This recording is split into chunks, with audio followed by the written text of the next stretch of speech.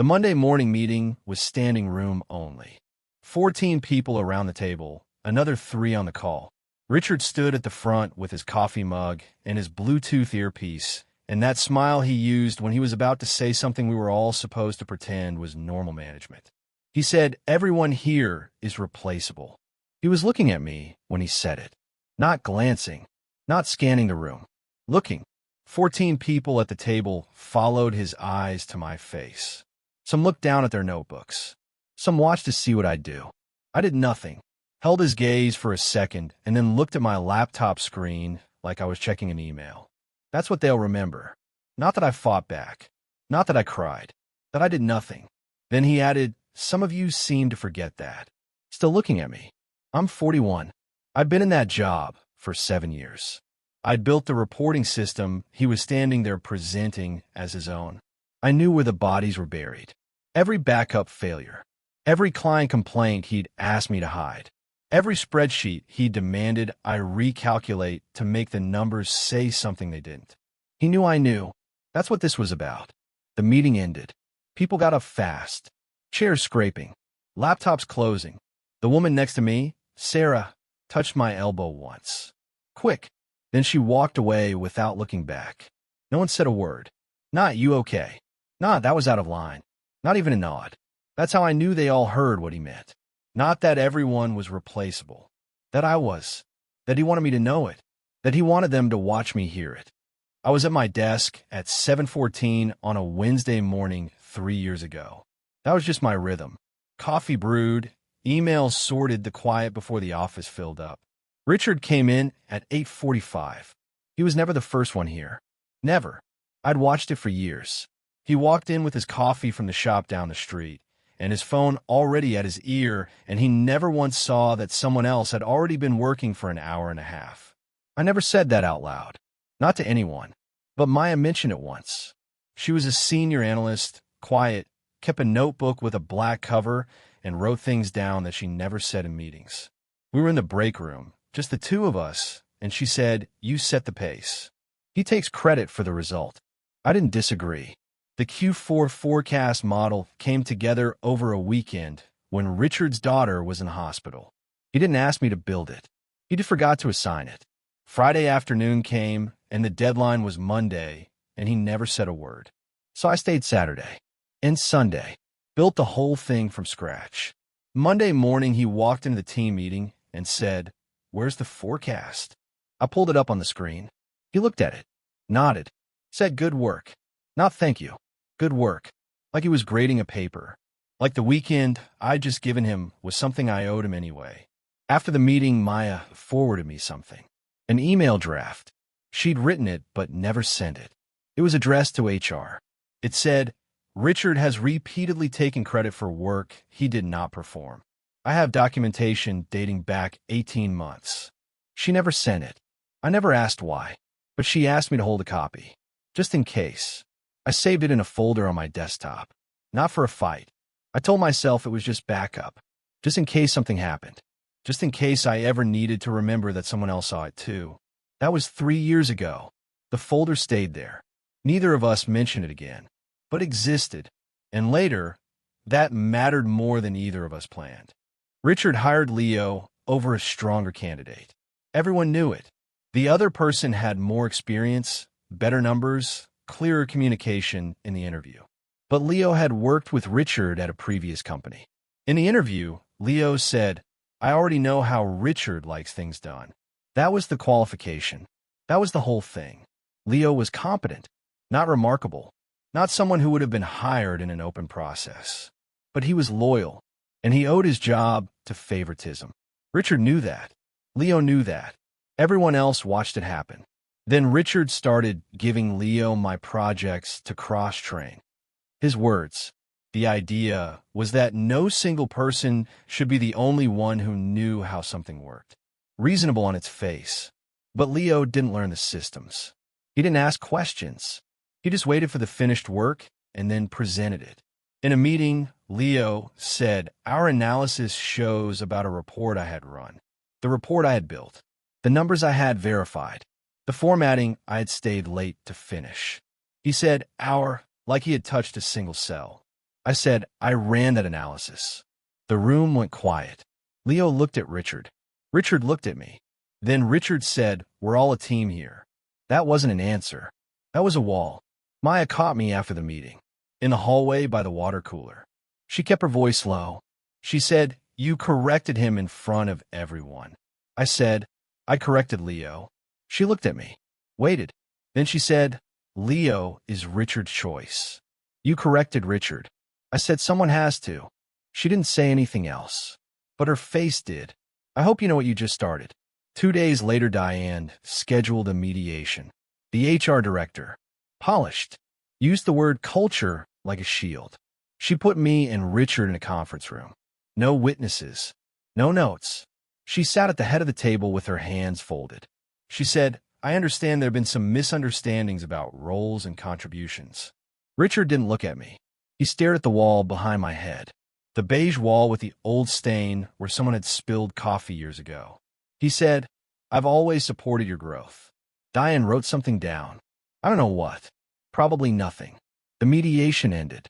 Nothing changed. Richard still controlled the projects. Leo still presented my work. And I still showed up every day because I didn't know what else to do. That was the pattern I called normal. Not because it was normal, because I had stopped being able to see it. The Monday morning meeting was about resource allocation. Richard's term for who got what projects. He stood at the front with his laptop open, projecting a spreadsheet onto the screen. Lots of colors, lots of arrows, lots of words that meant nothing. He was reassigning my largest account to Leo. 6 months of work, 18 client calls, a contract renewal I had personally secured. He said, we need fresh eyes. I said, Leo has been here 8 months. Richard smiled. Fresh enough. Leo raised his hand, asked a question about the account. A basic question, something anyone who had read the file would know. What was the client's reporting cadence? Monthly or quarterly? I had answered that question in the team chat 3 times. In the documentation I wrote. In the handoff email I sent when Leo first joined the account. I answered it again. Monthly. First week. Richard nodded and said, see, knowledge transfer is working. He wasn't wrong. I was transferring knowledge to someone who would present it as his own. That was the whole point. Then Richard said, everyone here is replaceable. Some of you seem to forget that. He was looking at me. 14 people at the table. 3 more on the call. Some of them had seen this before. Some of them were new. But every single one of them knew who he was talking to. I said nothing. The meeting ended. Chairs scraped. People left fast. Maya touched my elbow once. Quick. Then she walked away. The hallway was silent. No one stopped to talk. No one asked if I was okay. I walked to my desk, sat down, stared at my screen, and I realized something. He wasn't wrong. Everyone was replaceable. That was true, but replacement wasn't the same as improvement. You could swap someone out and call it done. That didn't mean what came next was better. I sat there for a long time, my hands on the keyboard, not typing, just sitting, thinking about 7 years, thinking about the reporting system I had built, the weekend forecasts, the accounts I had saved, the emails I had answered at midnight because Richard needed something for the morning. Everyone is replaceable, including him. Someone just had to be willing to prove it. I didn't eat lunch, sat at my desk, while everyone else went to the break room or the sandwich shop or wherever they went when they needed to pretend the morning hadn't happened. I pulled up my personal email, drafted a resignation letter. 4 sentences. No explanation. Just, I am resigning effective immediately. My last day is today. Please process my final paycheck accordingly. Thank you for the opportunities. I didn't send it. Close the draft. Open it again. The cursor blinked at me. I closed it again. Maya messaged me. You okay? I typed fine. She said, don't do anything today. Sleep on it. I typed, I've been sleeping on it for 7 years. She didn't respond. 15 minutes later, she dropped a file on my desk. Printout. The draft email to HR. The one she never sent. The one she'd asked me to hold. She printed it, folded it once, laid it down next to my keyboard. She said, if you go, take this with you. I said, you never sent it. Maya said I was scared. You're not scared. You're just tired. That's different. I said, tired is worse. She looked at me. Didn't blink. She said no. Tired means you're done pretending. Scared means you're still hoping. You stopped hoping 6 months ago. I've been watching. I picked up the printout. Put it in my bag. At 5:47 p.m., I packed my desk. Not dramatically. No speeches. No goodbyes. A mug for my niece that said world's okayest uncle. A charger.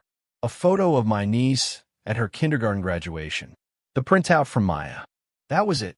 7 years fit into a canvas bag. I left the laptop. Left the badge. Left 7 years on a desk that would be wiped by morning. Walked to the elevator. The floor was quiet. Most people had already left. The ones still there had their heads down. No one saw me leave. No one looked up. That's how I knew I made the right choice. In the elevator, my phone buzzed. Leo, you coming back tomorrow? I didn't answer. Another buzz. Richard wants the account file by 9 a.m. I deleted both messages. The elevator doors opened. I walked to my car. The parking lot was half empty. The lights in the building were starting to go dark floor by floor. And I realized something. No one had asked why I was leaving. Only what I was leaving behind. Not, are you okay? Not, what happened? Not, can we talk about this? Just, where's the file? I sat in my car for a minute. Then I started the engine and drove home. The printout for Maya was in my bag. The resignation letter was still in my drafts folder. I hadn't sent it yet, but I would. Just not tonight. Tonight, I was just going to sit in my living room and let myself feel how tired I actually was. Tuesday morning. No alarm. I still woke up at 5:30. My body didn't know the difference between a job and a trap.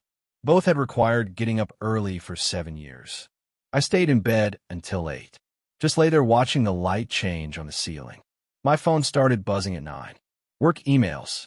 I wasn't checking them, but the notifications kept coming anyway. Subject lines I could read from the lock screen. Where's the account file? Need the login for the vendor portal.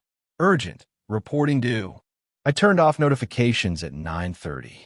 Watched the little toggle switch slide from green to gray. Then I put the phone face down on my nightstand. Nora called at noon. My sister. She didn't work in my industry. Never had. But she saw things clearly because she wasn't inside it. Maya had texted her. That's how Nora always knew. The network of women who watched out for each other. She didn't ask if I was okay. She asked, what are you going to do now? I said, I don't know. She said, good. That's the right answer for today. We sat on the phone in silence for a minute. I could hear her coffee mug hit the counter. The click of a pen. She was at her kitchen table. Same place she always was when she made calls like this. Then she said, he's going to call you by Friday. When things break. I said he won't. She said he will. And when he does, don't answer. I told her about Maya's printout. The unsent HR email. The one I've been holding for 3 years. The one Maya printed and put on my desk yesterday. I told Nora it was just sitting there on my desk now. A single sheet of paper. 18 months of documentation referenced, but not included. Nora said, that's evidence. I said, of what? She said, of a pattern. Patterns matter. I put the printout on my desk.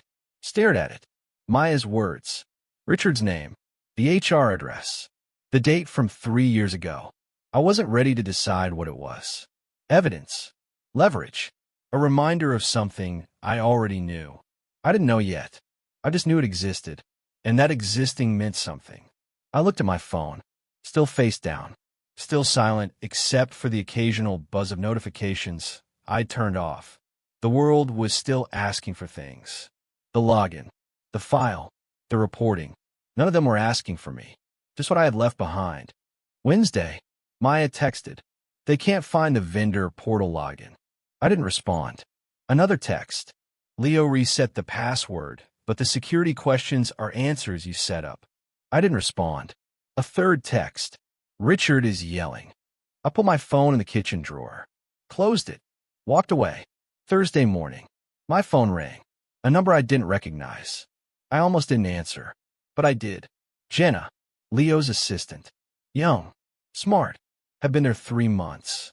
No loyalty to anyone because she just got here. She got my number from Maya. She said, I'm not supposed to call you. But no one knows how to run the Q4 forecast except you. Leo's been trying since yesterday. He can't make the formulas work. I didn't say anything. She said, I know you don't owe us anything, but I've been here 3 months. I need this job, and the forecast is due at 5. I said, I can't help you. She said, can't or won't. I said both. A long pause. Then she said, I understand. And she hung up. I sat there holding my phone. The weather was cold. The sky was gray. I felt terrible. Jenna hadn't done anything wrong. She just showed up to a job and walked into a mess someone else made. But I didn't call back. I couldn't. Because if I helped Jenna, I was still helping Richard. And I was done helping Richard. Thursday night, I checked LinkedIn. Leo had updated his profile. Senior analyst. Currently managing key accounts and forecasting. He hadn't been there a year. He couldn't run the forecast. He couldn't answer the security questions. He couldn't make Maya's formulas work. But he had already claimed it. Put on his profile like a trophy. I closed the laptop. Sat in the dark. And I realized something. Richard was right about one thing. Everyone was replaceable. But replacements didn't always know what they were replacing. Leo could take the title. He could take the account. He could take the credit. But he couldn't take the 7 years of knowing where the bodies were buried. He couldn't take the weekend I spent building that forecast from scratch. He couldn't take the answers to security questions no one else thought to write down. That was mine, and I wasn't giving it to anyone. Friday, 2:17 p.m. Richard called. I watched the screen. His name. His photo. The one from the company directory where he was smiling like someone who had never been wrong. I didn't answer. It went a voicemail. He called again at 2:22. I let it ring. Watch his name light up the screen a second time. At 2:24, he called a third time. I picked up, not because I wanted to talk to him, because I wanted to hear what he said when he thought I might still be useful. He said, we need the vendor portal credentials. I said nothing. He said, hello. I said, I heard you. A pause. He wasn't used to being the one who had to fill the silence. He said, can you just? I said, can I just what? Another pause. Longer this time. I could hear him breathing. Could hear the office noise behind him. Someone talking. A keyboard. The sound of a place still running even though it wasn't running right. He said, help us out here. Not help me. Help us. Like he was speaking for a team he had spent 7 years teaching not to trust me. Like they were all in this together now that I was gone. I said, I'm replaceable, Richard. Replace me. He said, that's not. I hung up. He called back immediately. I didn't answer. He texted, this isn't professional. I didn't respond. Another text. We can talk about this. I didn't respond. A third. What do you want? I typed, nothing you can give me, and stared at the word for a long time. My thumb hovered over send. Then I deleted the whole thing. I didn't send anything. I put the phone down on the kitchen counter and walked to the window. Nora was right. He called on Friday, and I answered, but I didn't help. That was the part no one expected. Not Richard. Not Leo. Not even me. Honestly, I thought I would feel something when he called. Satisfaction. Anger. The thrill of watching him scramble. But I didn't feel any of that. I just felt tired. The same tired I'd felt for 7 years. The same tired I'd felt packing my desk. The same tired I'd felt deleting Leo's messages in the elevator. I thought forgiveness would feel like something. So would revenge. But this wasn't either of those. This was just me standing in my kitchen with my phone on the counter, not caring anymore whether Richard figured out the vendor portal or not. And that felt worse and better at the same time. I just didn't know which yet. Saturday morning. Maya called. No hello. Just started talking. She said the forecast didn't get submitted. Leo blamed the system. Richard believed him. Diane is doing a process review. No one mentioned your name. I said, no one mentioned my name? Maya said no, because if they admitted you were the only one who knew how to do it, they'd have to admit they shouldn't have let you walk out. I sat with that for a second. The math of it, the cowardice of it, the way organizations protect themselves by erasing the people who made them work. I said, so they're pretending I never mattered. Maya said, they're pretending they never needed you. It's not the same thing. I said, it feels the same from here. She said, I know. Elena called me an hour later. Worked in another department. Friendly with Maya. Heard what happened through the same network that always knew everything before the people in charge did. She said, Maya told me what happened. I just want you to know, everyone in my department heard about the forecast, the vendor portal, the security questions. She paused. Then she said, no one is surprised Richard couldn't fix it. Everyone is surprised you stayed as long as you did. I didn't know what to say to that. So I said thank you. And we hung up. I sat at my kitchen table. The printout was still there. Maya's unsent email to HR. 3 years old. 18 months of documentation referenced, but not included. I read it again. Richard has repeatedly taken credit for work he did not perform. 7 years of that sentence. 7 years of watching him stand in front of rooms and claim things he couldn't build. Things I had built. Things Maya had built. Things other people had built while he stood there with his coffee mug and his Bluetooth earpiece and his smile. I had the proof. The email. The documentation. The timeline. But proof didn't matter when the people who needed to see it had built the system that protected him. Diane. The process review. The mediation with no witnesses. The culture shield. I could send the email. Could forward it to someone above Richard. Could take it to a lawyer. Could spend months or years trying to make someone care. But I was tired. Not scared. Not defeated. Just tired. And I wasn't sure anymore whether walking away was the same as losing, or whether staying would have been the thing that made me lose myself.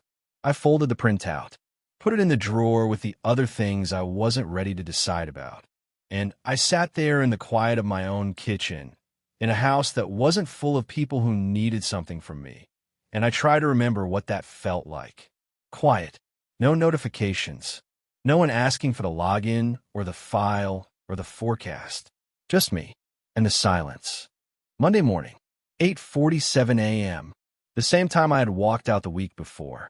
I was at my kitchen table. Coffee. Laptop. The printout was on the chair next to me. I didn't need to look at it anymore. I knew what it said. Had known for 3 years. Had just been waiting for permission to admit it. Nora texted. Did he call? I said yes. She said, did you help? I said no. She said, how do you feel? I thought about it. Really thought. Not about Richard or Leo or the forecast or the vendor portal. Just about me. Sitting in my own kitchen. On my own time. With my own coffee that I had made the way I liked it. I typed like someone who finally stopped pretending the problem was me. She sent back a single word. Good. I opened a job search. Not urgently. Just to see what was out there. The first listing was for a senior analyst role at a company I had never heard of. The second was for a consulting position. The third wasn't a job listing at all. It was just a reminder that I knew how to build things Richard couldn't fix. Systems he couldn't replicate. Knowledge he couldn't download from someone else's brain because he had never bothered to learn it himself. I closed the laptop. Drank my coffee. It was cold. I didn't care. That was the end of it. Not a new job. Not revenge. Not some dramatic scene where Richard apologized and HR admitted fault, and everyone who watched me walk out finally said the words they had been too afraid to say. Just a Friday that ended with a ringtone I didn't answer, and a Monday that started with silence I chose. I'm over it where silence ends. When did you walk away from something that was breaking you and realize the person who needed to fix it was never going to?